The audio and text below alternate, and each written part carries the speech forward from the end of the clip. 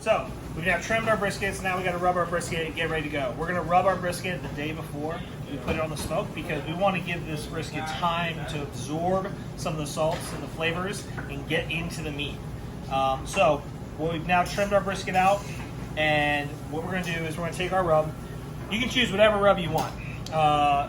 Typical traditional Texas brisket is salt and pepper. So what we like to do, we add a little garlic powder, onion powder, and a couple other secret ingredients into ours that gives it a little bit more of that amazing umami mouthfeel at the end. They talk a lot about that umami flavor and feel of brisket, and so we put a couple of things in ours. But you can start off at home with some simple coarse ground black pepper, equal parts of that, and kosher salt, and you're going to get a great result. Or you can use your favorite rub like Sugar's Barbecue Serious Gold. All right, so we're going to cook our brisket. We're going to put our brisket on the smoker, fat cap up, because we're going to cook it for so long. So because we're going to cook it fat cap up, we're going to start off by seasoning the bottom of our brisket. And we're going to take a little bit of just everyday yellow mustard. And I want you to notice I have glove on one hand and one hand clean. And this allows me to work, holding stuff without getting everything dirty everywhere. So we're just taking a little mustard, and you don't have to do this. You can put apple cider vinegar, mustard, or not at all. I like putting the mustard on it because it's going to help adhere the rub to the brisket, and when the time this cooks off, it's almost a neutral flavor, so you're not going to taste all of a sudden like a big mustard piece or something like that. And we don't want to put too much mustard on, but we do want to get around the edges. So by having the one clean hand, one dirty hand, if I've got too much mustard, looks like I put maybe just a little bit too much on this, I'm able to wipe it off with my hand, and that way I get into those edges. All right, so whatever rub you use, you want to take it and use a shaker. Because we make our own rub, we're using one of these wide mouth shakers, and what we're going to do is we're going to hold this high, and I'm going to hold it from the bottom. I'm not going to hold it from the handle. A lot of times you see people with shakers like throwing it down and like really trying to get rub out. But here we want to keep this nice and even, so we're going to hold it from the bottom, okay? And what we're going to do is we're going to go back and forth, kind of like 8 to 12 inches above your brisket, nice and easy, and that way we get a nice even covering. All right, we want to make sure we get all sides of the brisket as we go, okay? So we're just going to start up high.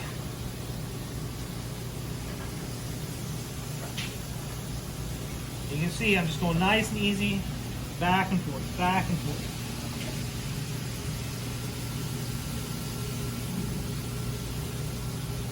All right, and then I'm gonna take my dirty hand and I'm just gonna pat that right into the brisket. That way it's gonna stick, really adhere. You'd see I don't have to go too heavy, because ultimately we wanna let the meat shine. Now when you come along the sides, use your hand to help kind of bounce the rub off of, and kind of like pat it onto the sides as you go, because you want to make sure you get all your sides of your brisket,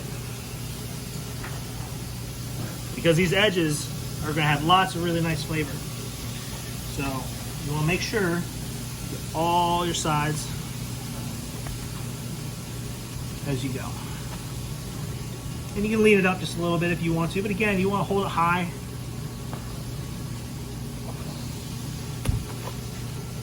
And we'll make sure we get that back piece of point that's on this brisket.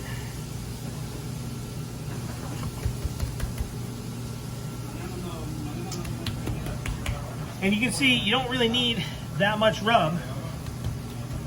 That's all we want to put on it. We're going to let the salt, pepper, the onion powder really begin to get into it, dig into the meat. All right, so this is going to be in our smoker down. So we put that on first, flip it over. Backside, same thing, just a little bit of mustard. Again, we're just trying to, this mustard is just holding in. And you can see I got a couple pieces where I cut a little deep and I put a piece of fat back on, and that's fine. Just don't rub those off, because you're going to basically want those to kind of stick in place throughout the cooking process. And again, hold it up high, work the wrists, a little back and forth action.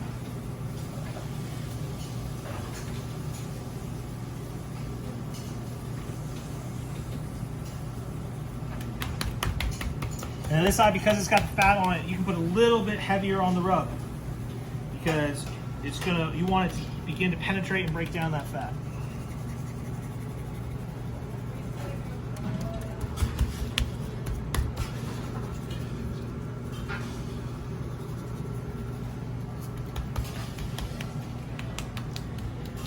All right, so now, again, I just want to double check these edges, make sure I got these edges.